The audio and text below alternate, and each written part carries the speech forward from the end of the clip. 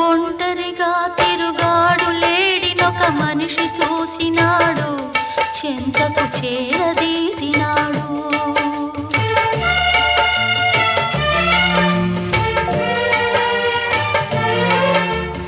అభమో శుభమో తెలియని లేడి అతనిని నమ్మింది, తన హృదయం పరిచింది.